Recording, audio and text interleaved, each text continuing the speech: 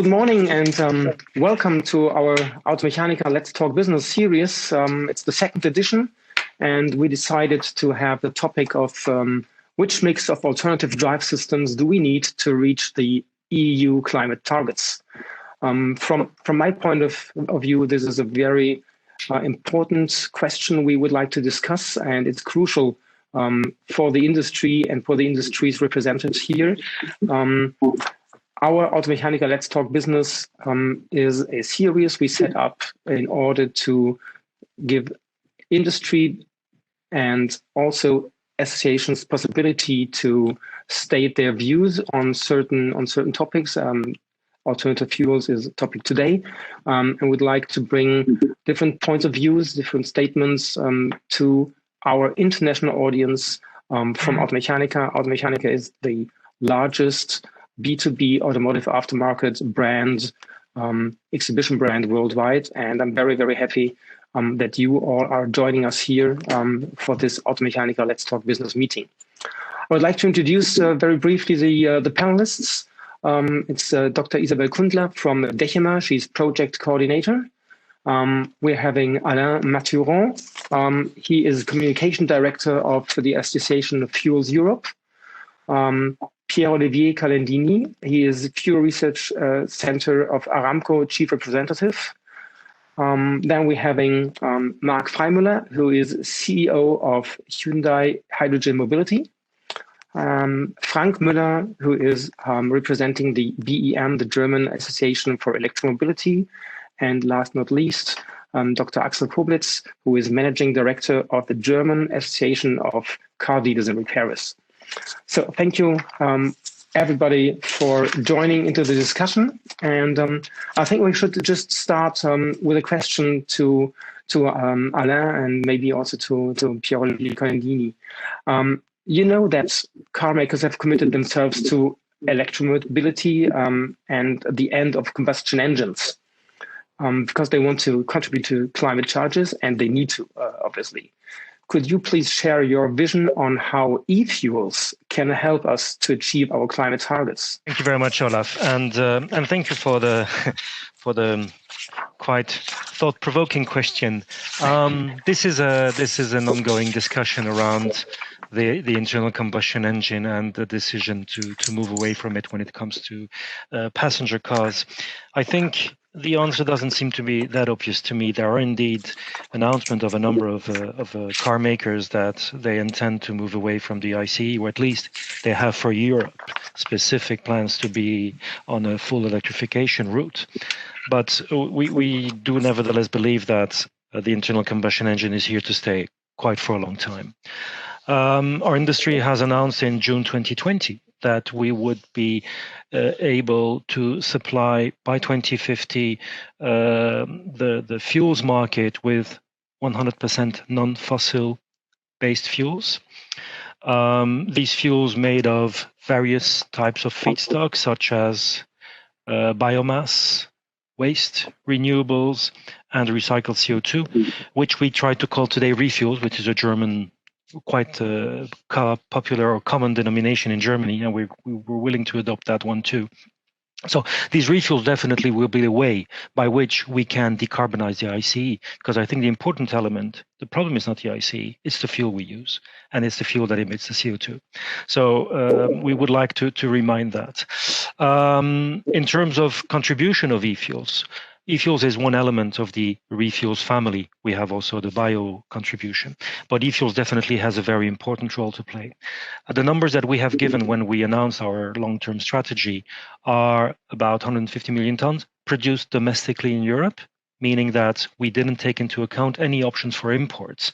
And I think that Pierre-Olivier might be able to tell us more about what are the opportunities outside of Europe.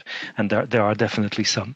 But it was firstly very important to see what could be done domestically from an industrial perspective, but also from a security of supply. We know that there is a strong appetite for policymakers in Europe to become independent, to become less reliant on imports of energy for transport. But the markets will decide ultimately how this will go. So for the time being, I say that we are confident that we can play a role, but we cannot play that role alone. definitely electrification, hydrogen, and energy efficiency will be three key pillars to reduce the reliance on liquid fuels, but we will still need them in a number of sectors. And we have a more holistic view when it comes to the markets. We're looking at it as one transport sector, but we have various subsectors: aviation, maritime, road. And there are different, I'd say, different ways by which we will have to contribute. Definitely aviation, maritime are the obvious markets for our fuels. Road should be one that will be remaining another one for a longer time, but there are various aspects to that. But I might keep this for later in the discussion. Okay. Mr. Canendini, would you like to add something? Yeah, maybe just add some global topics. As you know, Aramco is a global player, so we are, of course, interesting to look what is happening in Europe, but we are looking all the market worldwide, and we have mostly a big market with Asia. We understand very well the need to go with a renewable liquid fuel, whatever is bio or synthetic fuel, and we are investing a lot on our effort, on R&D effort into synthetic fuel. Clearly, aviation is the low-hanging fruit for synthetic fuel or for renewable fuels. And given the difficulty to reduce the CO2 emissions on this sector, but we see also a role in road transport and in light-duty vehicle. If we take in account the global total cost of CO2 avoidance, renewable fuel is a competitive solution as electrification and hydrogen. So all three together are necessary to really achieve the climate challenges. In short term, we see synthetic fuel growing in the next decades, and we are confident with the technology. As you are maybe aware, we are investing and partnering with Repsol in Spain to build the first demo plant synthetic fuel production. And this is a big step for us to demonstrate the viability of that solutions. So we got often the question, how could grow this renewable fuel and synthetic fuel into the market? And I would say today we do not see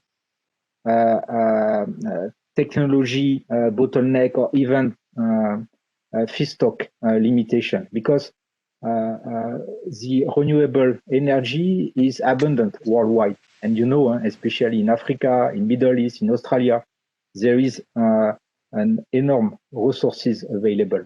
Now the challenge is to transfer this renewable energy to the region where the demand is.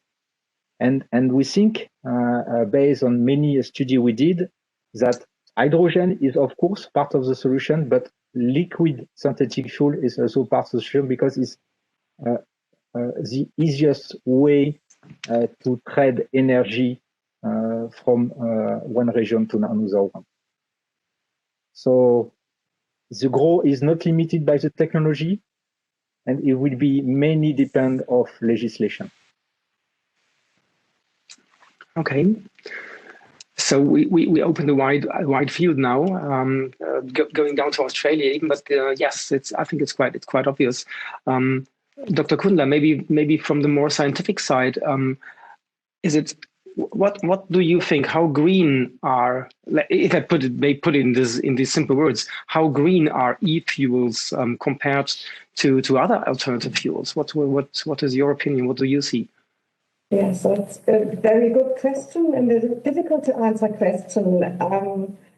In general, all those technologies are right now not perfectly green. The electricity in our grid is not green. The electric car has a CO2 backpack, and similar things apply for the e-fuels. The e-fuels can only be green if the electricity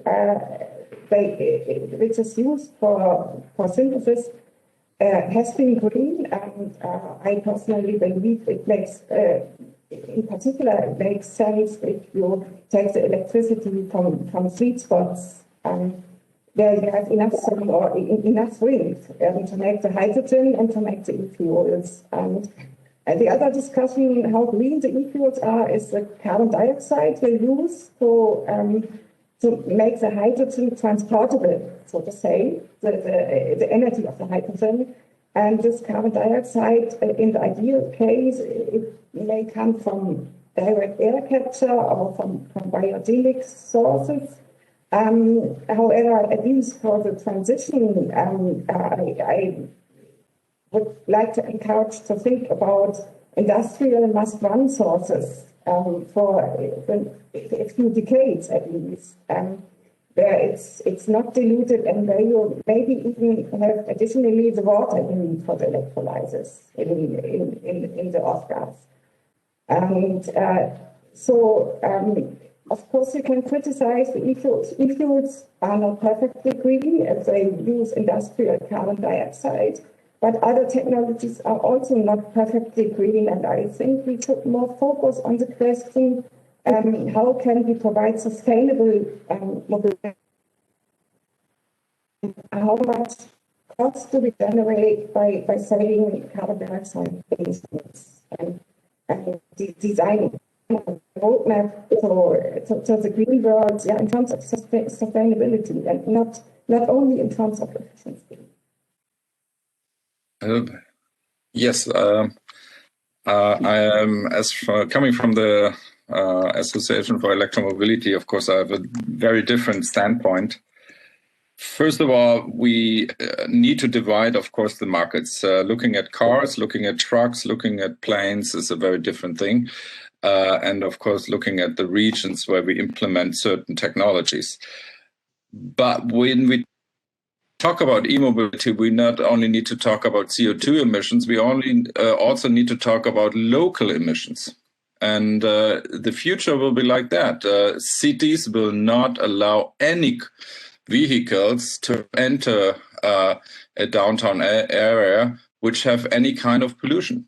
That will be the future. So we are not only talking about CO2 emissions, we are also talking about local emission like sound and, of course, other emissions which e-fuel vehicle always will have. You know, we can't do anything against the technology. So, of course, hydrogen is a little different, but still, we see such an exponential growth in electromobility that everything else will be probably, especially in the cars, will be erased. That's our position, because it will grow so fast. We're just talking about new battery technologies. They come out in 2 or 3 years with a wider range, faster charging technology, and cheaper. So the electric car will be way more competitive. And in the end, the client decides, does he still wants to have an old technology, which needs a lot of service, which needs an oil change, which needs whatever an ICE car needs? No, he doesn't. He wants a simple, easy car, which always runs, which is simple to use, which is quiet and environmental safe. And he will decide. The client will decide. And as electric cars getting better and better, I would almost say each day, there is no other who can compete with this speed. And so let's please think about where the market is going to go, and the market will go in this direction. Okay. Thank you, Frank. I think before coming to Mr. Freimüller, who probably also has a slightly different view on this, I would like to give Mr. Calendini or Alain the possibility to answer, because it seems to be slightly different view on the current and on the future situation, and maybe also Dr. Koplitz could give his idea afterwards regarding the demand from the customer side. But maybe first Alain or Mr. Calendini. Thank you, Olaf. And well, I think the debate is launched now, and we can start addressing it. I'm interested to hear why there is such a strong opposition to the internal combustion engine. I think we have to recognize electrification in passenger car, there is no doubt about it, will happen. But there are a number of aspects that, in my opinion, are not considered. You're talking about cheaper prices, lower costs for batteries, etc. But when we look at the structure of the European society, and we're not looking here at Germany, we're not looking here at Netherlands, we're not looking here at Belgium or Norway, or even if they're not in the EU, but it gives you the idea about the structure, the social structure. I'm a bit worried to hear such a strong statement. Many people are buying second, third-hand cars. They cannot afford a mobility where today the e-cars or the EVs, are sold thanks to very heavy incentivization. Let's be very clear. We've done an exercise in Berlin between a Golf and an EV vehicle. We're talking about 26,000 euros of incentives. Without that, these vehicles would probably take a longer time to be sold. And we're talking, when we mean the social structure of European citizens, people that afford 2, 3, 4, 5,000 euro vehicle. Is this a way by which we will start reducing access to mobility? A way by which we will start to reduce the right to move freely? I think that's an important element. Low carbon liquid fuels, the e-fuels, the biofuels, whatever, they will be able to enable those that cannot afford such more expensive mobility to continue driving without feeling responsible for CO2 emissions. They will have products that will enable them. So I think the internal combustion engine will not disappear in 10 years. It will still be there. And when we hear the numbers, we're talking about 2035, we should sell the last vehicle. If these vehicles are supplied with low carbon fuels, I think we could extend that life and ensure that there is a social inclusiveness from that perspective. Just one aspect I wanted to touch on as a first reaction. Thank you, Alain. I fully agree with Alain. We did a lot of total cost of analysis, including everything, not only the energy, not only the car manufacturing, but also the infrastructure, etc. And we look for different countries, not only European countries, but also some maybe what we can call less developed, but I would say developed differently than European countries. And our conclusion is when you look globally, there is a bigger chance to develop renewable fuel because of most of the place, it will be, in terms of total cost investment, it will be the most affordable solution. There need to rely on the EV and well-developed infrastructure. Electricity infrastructure is very well developed in Europe. Maybe not really homogeneous through all the European countries, but is very well developed. Hydrogen infrastructure, you know, is a real a big barrier to develop hydrogen infrastructure. And so we have to really to consider all of this, because this is part of the total cost of investment for the society to go to the low carbon mobility. Just want to look at global markets. I think there's a very, very good example in Ukraine. In Ukraine, the taxi drivers start to go towards electric cars. Why? Because they only pay 3 cents per kilowatt hour, 3 cents per kilowatt hour. Of course, it's not CO2 free, I know, but just talking about prices. And they know the service is a lot less for electric car. So what they're going to do now, they buy used electric cars from the Western European market and use them as taxi drivers, and they save a lot money, you know. And this is just one example where I can add many other examples, because also in Ukraine they have to pay roughly one euro a liter. So just compare the prices for a taxi driver who maybe uses 20 kilowatt hours per 100 kilometers, which would be roughly 60 cents, and then having a diesel car, which would be roughly 6 to 7 euros per 100 kilometers. So he has a tenth of the cost if he uses an electric car.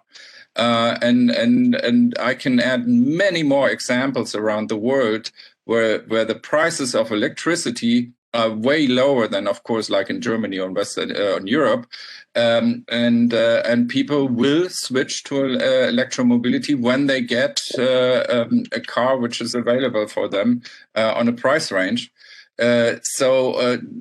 There's so much potential in the electromobility. Also using the battery as a safe storage place for renewables.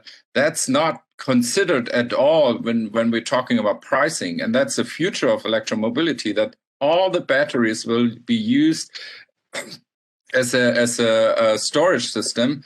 And that will also lower the price of electromobility again, even with the battery prices, which will also be lower. So there's a big future for electromobility, and who doesn't jump on this on this train, as I would say, that will lose. That's the future. That's what we see from our viewpoint. Okay, so maybe this is the moment. I'm sorry, Mr. Freimuller. I think this is the moment in which Dr. Kobitz should add something regarding cost of repair and maybe also the customer side, which he can represent and he can say. And after that, I would really like to hear opinion from Mr. Freimuller regarding hydrogen and the other ones. So, Dr. Kobitz, maybe you start first and give your side on these two questions.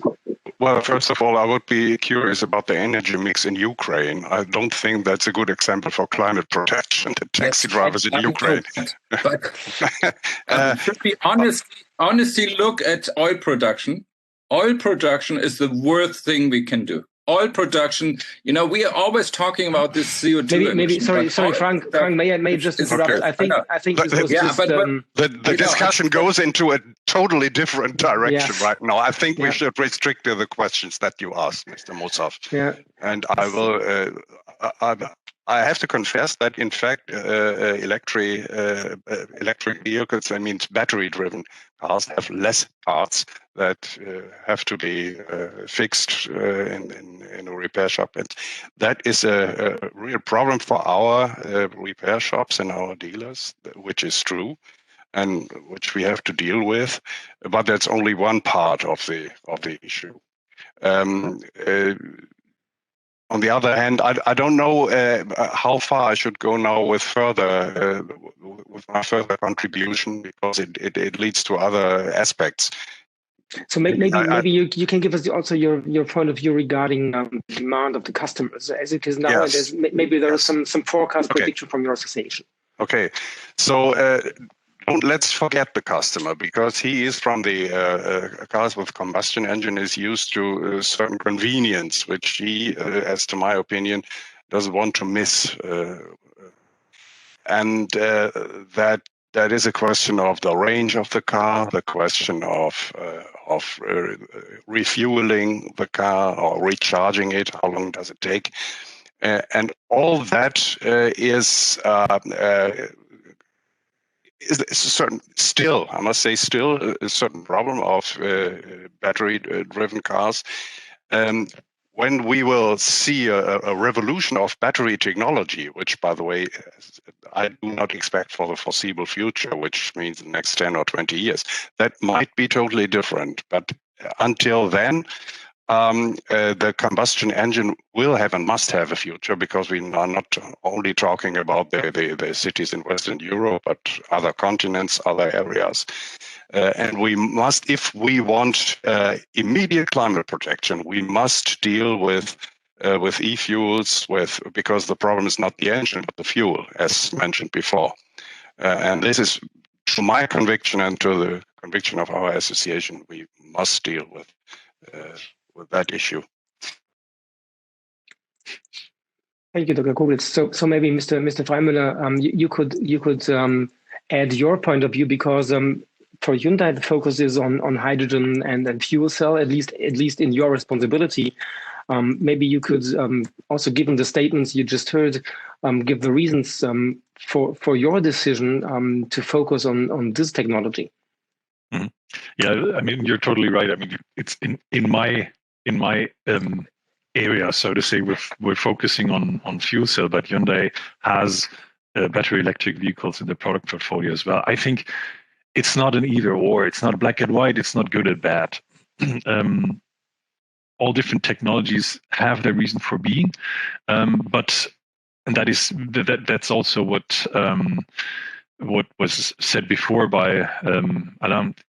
It's a matter of sector, right? What sector are we talking about? What application are we talking about? What usage of the vehicle are we talking about? Usually it's all about, and what needs to be achieved with that. Usually it's all about CO2 savings. Yeah. So I'm not dogmatic that it needs to be done by fuel cell technology. I'm happy about every kilogram saved CO2 emission, and I don't care if it's about if that's done with battery electric vehicles or fuel cell electric vehicles, e-fuels whatsoever. And as I said, we're following both paths, especially at least on the passenger car side. But I think when it comes to heavy duty vehicle applications, where payload is necessary, where longer range is necessary, so the mixture of payload, range, and necessary time for refueling, that's where fuel cell technology has a big advantage over let's say battery in this case. Obviously, it's important to have that done completely emission-free. So it also depends on how is the hydrogen produced. Is it really green hydrogen, or is it just, let's say, an exhaust pipe relocation because it's not green hydrogen? Obviously, that is makes a major point or difference. But again, I think in the whole discussion, we need to be careful about what sector are we talking about. Is it not only is it maritime, or is it road, or is it trains, or even airplanes, but also within the transportation sector, what transportation sector are we looking at? Is it heavy duty applications, or are we talking about passenger cars? Because that might be a totally different story then. No, I have to correct myself. It not might be a different story. It is a different story. Right? Agree. Even for passenger car, there is a lot of different usage. Yeah? An urban customer is very different than a professional long way taxi. So we have really to offer an opportunity of technologies that can lower the CO2 emissions. And all of them need to be developed, because at the end, and it's quite obvious for many of us, is we have not only one single solution that can cover every sector. Yes, I fully agree with this. I think everybody knows that electric cars can use the primary energy very efficiently, and that it makes sense to electrify a larger part of the passenger cars. That's not the question. But I fully agree that we need all those three pillars to provide green mobility, also individual mobility. Aviation is no question anyway, like we are talking about the individual mobility. And we have those different user profiles. For the electric car, we have the high invest and low fuel cost. For the ICE car and e-fuel, we have the low invest and high fuel costs. And of course, the hydrogen fuel cell car would be the perfect solution, but it's at high cost. But for certain customer groups, I can imagine this would be the ideal solution. So I would like to see those three pillars complementary and not fighting against each other, but fighting against the fossil dinosaur. I would like maybe to make a point here, and it's an interesting point you just made. And I would like to come back to Mr. Müller's comment on the impact of oil. I think this discussion should really look towards the future. And too often we hear always the reference back to oil. We're looking into fuels for the future, non-fossil based fuels, and I think that's very important. And also another element, when we gave our strategy, our long-term pathway, we've been looking at sustainable fuels. So the e-fuels we are referring to are indeed green, because they are made of green electricity.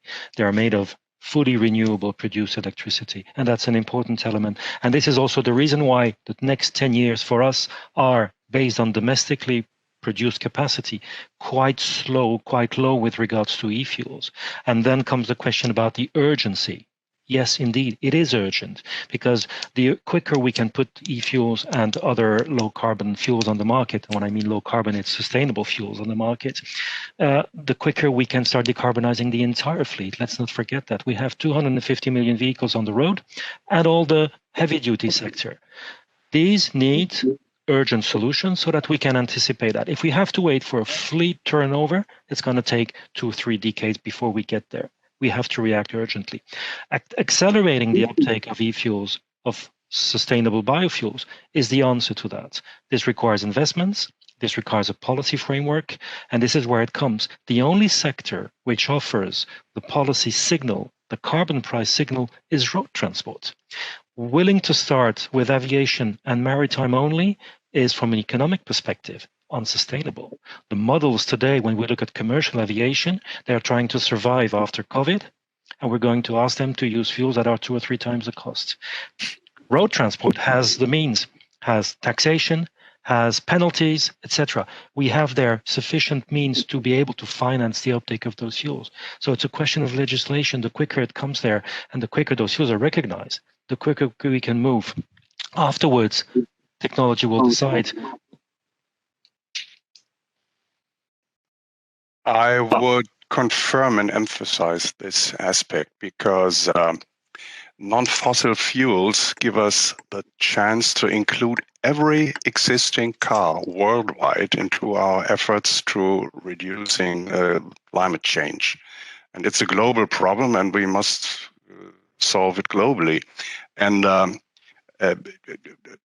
not doing so, failing to do so, means we waste valuable time in climate protection. And to my opinion, we cannot afford to waste this time.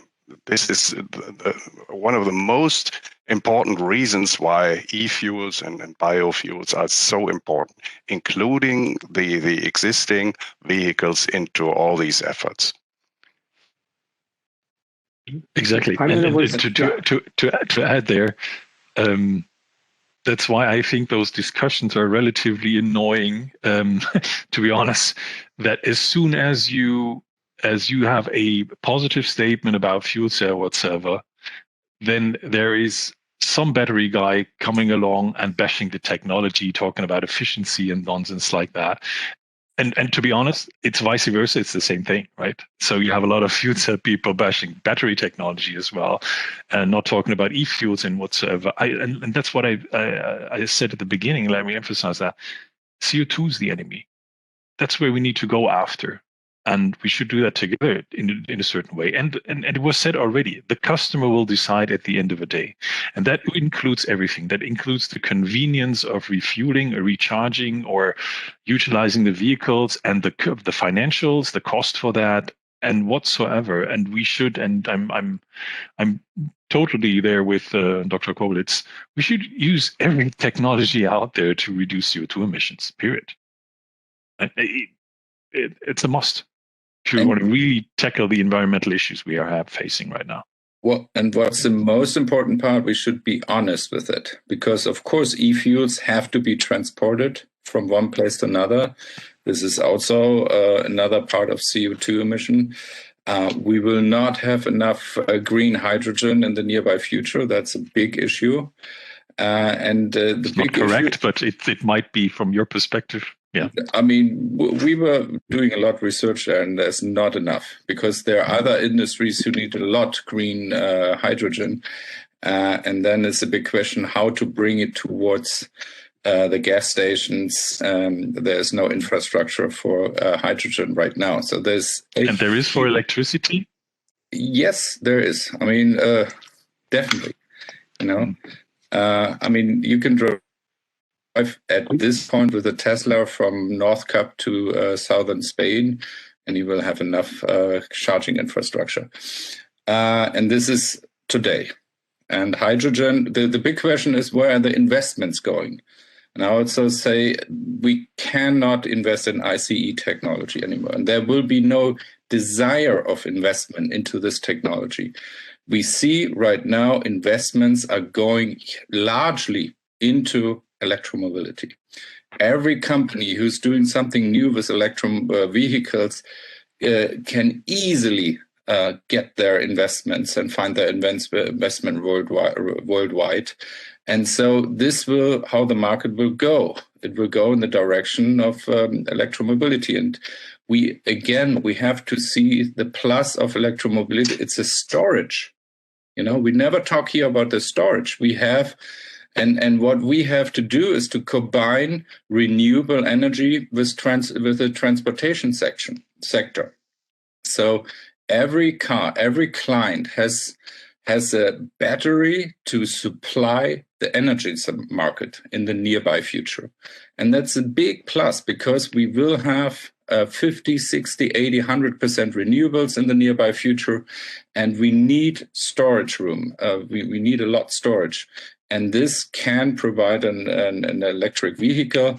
And this also will lower the cost. And that will be the turning point. And there will be no other possibilities in the future to solve this issue about renewable energy, and that's what we have to consider. We're not only talking about transportation or cars. We are also talking about our renewable energy section, which needs storage place. And there is the battery, the best idea as we have for now, and the fastest solution.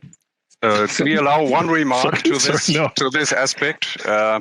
It is much easier to produce energy on, for instance, other continents where alternative energy is unlimited available, and to produce hydrogen and transport the hydrogen, for instance, by ships, than to build new power lines across continents.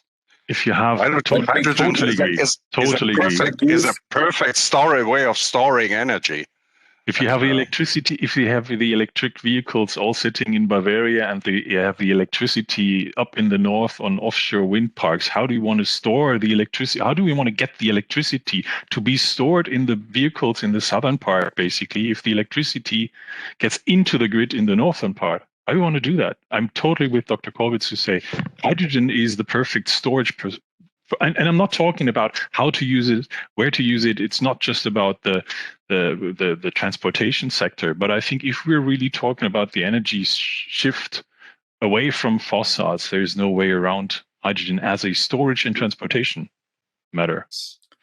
We will see what the next government will decide. That's my fear. That's a totally different story. No, but it's an important story because the investment is insane. The investment in hydrogen is insane, So is the government ready after COVID to invest in another technologies besides electromobility? I don't know. I don't think the money will be there.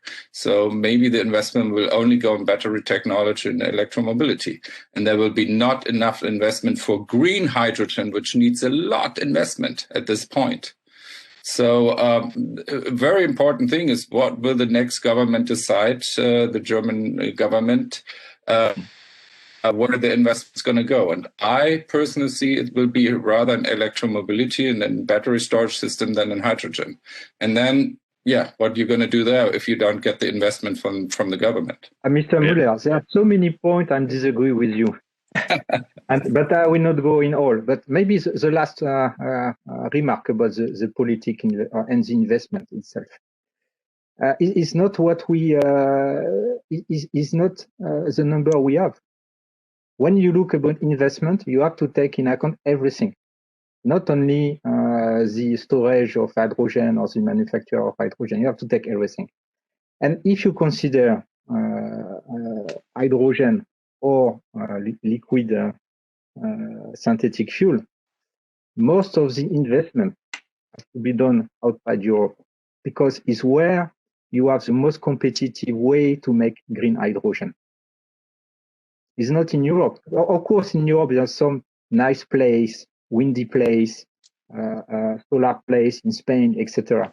But if you are looking at scale, you need to import this energy from other places that can supply this hydrogen or renewable fuel at such large scale. We need to reduce the overall greenhouse gas emissions. And so then the investment in that case is not made by Europe. Europe have to just to build the market. And the investment will be done by big companies. They will understand the need of Europe and the appetite of Europe to have this low carbon energy. But why did Volkswagen decide again against hydrogen? Good question. Good question. Yeah, and now, so we don't have a representative of Volkswagen here at the moment. I think it was a very good decision. The stocks go up intensely, very strongly. So I think it was a very good decision. Volkswagen, a huge company, decided against hydrogen, and again, Scania even decided against hydrogen in the truck market. So, I mean, there are many smart people behind there, and I guess it took a while for Volkswagen to make this decision, but they made it. So I think other companies have to think about it. Why does a huge company like Volkswagen decide against hydrogen? I'm happy about that decision, to be very honest. One competitor less, so.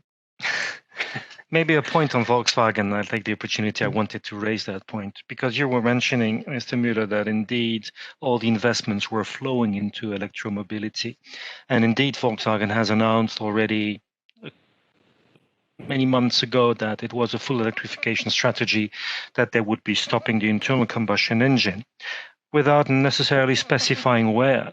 And very recently, I read a very interesting statement of Volkswagen CEO mentioning that, in fact, he was only thinking of Europe because the internal combustion engine still has a long future outside Europe, and he would not stop the investment in the ICE for those other markets.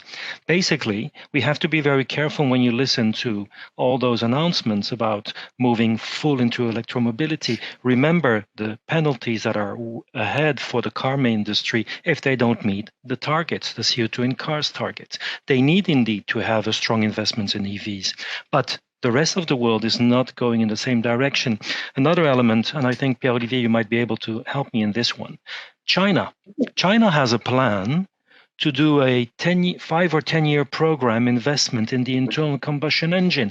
I'm trying to think from an industrial perspective, where are we going? If we are starting to go away from all our good high know-how we have in the internal combustion engine, we are dropping this in Europe and we leave it in the hands of the Chinese. They will be floating all the other markets. Is this what we want?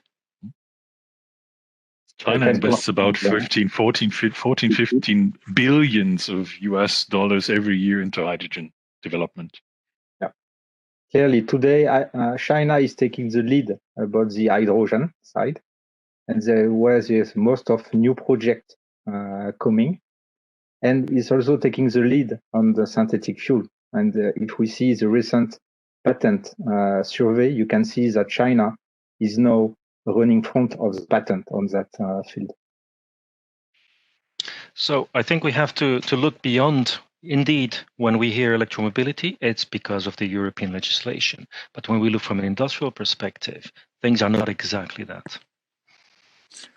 And that's to add, if I may add from my side, and this is very, very important also, of course, from my business side for Automechanika, because Automechanika is a very, very international platform. Of course, many of the industry players are coming from Europe, no doubt about that.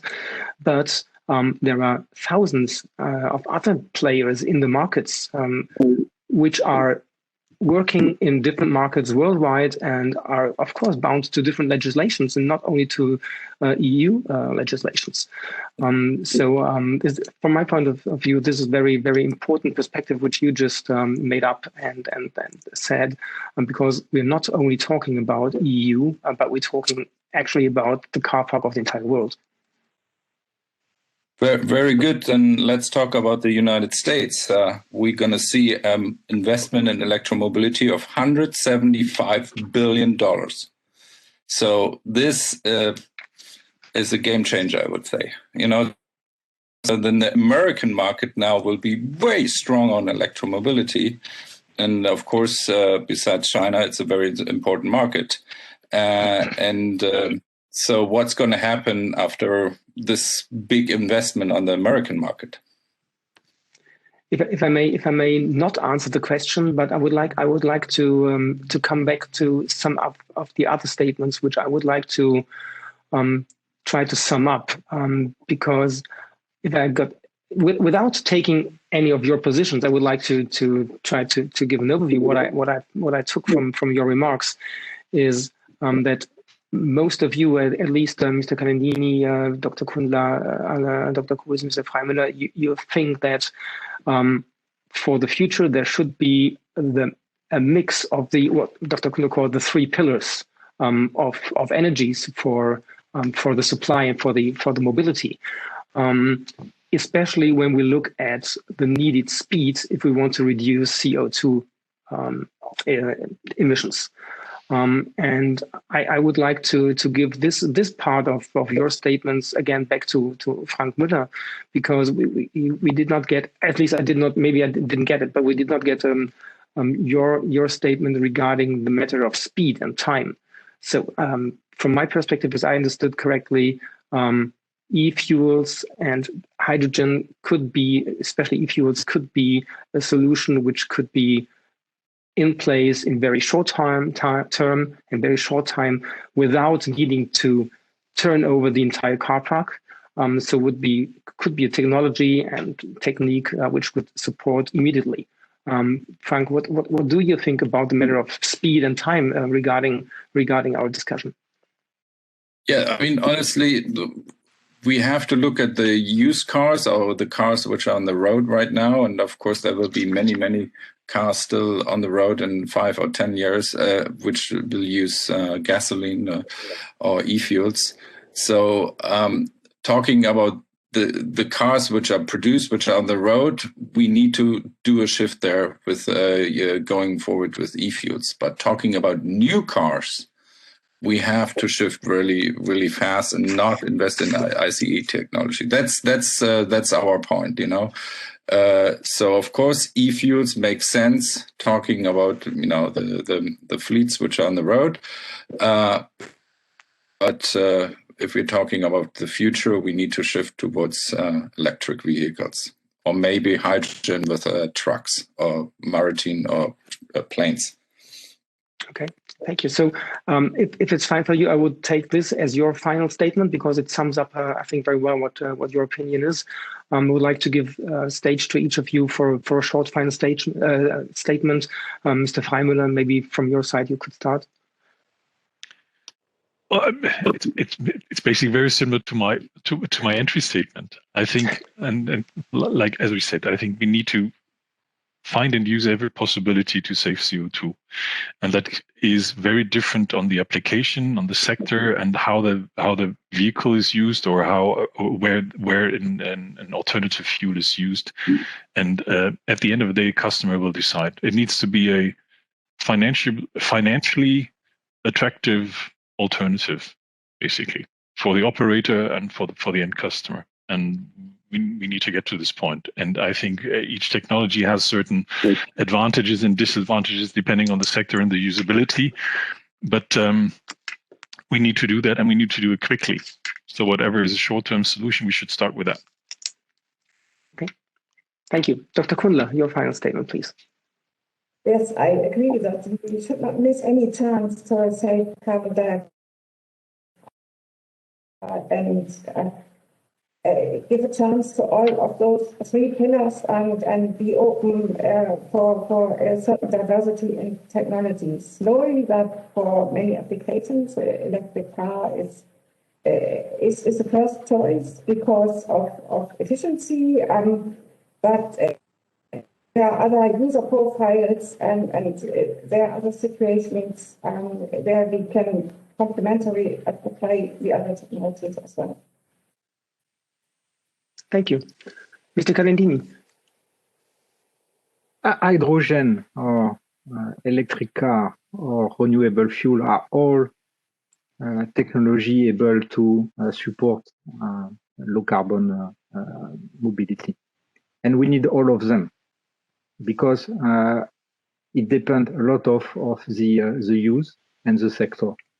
And unfortunately, we don't have a technology that able to cover all the sectors. So we need to develop all of them and we need to find, I would say, a legal system that fairly supports the development of all this technology to find their market. Thank you. Dr. Koblitz? I think we should accept that different purposes require different solutions. And one of the solutions is the battery electric vehicle, for sure, even for me personally, for short distances, for the way home to work and back and so on. But for long distance transportation for heavy loads and in particular for ships and aircrafts anyway, we need different solutions. And these different solutions are based on hydrogen. Fuel cell is one of these solutions, and e-fuels for combustion engines as well, with, by the way, the immediate effect of climate protection. And that is something I think we could agree upon. Thank you. Alain, your final statement, please. Well, as a fuel supplier and looking into the longer term, we are clear that there will be several technologies that are required. We're looking at transport from a holistic perspective. So each sector will have its needs. Road transport is the one where definitely other technologies have a very important role to play. Electrification, hydrogen, of course. But we do believe that the liquid fuels will still be part of that picture. And in fact, the benefit and the beauty of liquid fuels is that whatever sector we will be supplying, if ultimately another technology takes it completely over, it will be a no regret option because we can just move our liquids from one to the other. And that's a big benefit. There is no risk of having made a policy mistake. Good. So thank you very much to all of you for the lively discussion, for your statements. I highly appreciate to have had different points of views. Some have been similar, some have been different, but I think, and I took from all of your statements, the general goal of contributing positively to the climate change and to reducing CO2 emissions. I think that's what is really combining us and supporting us. So thank you very much for this. Thanks for taking part in Automechanika Let's Talk Business, the 2nd edition.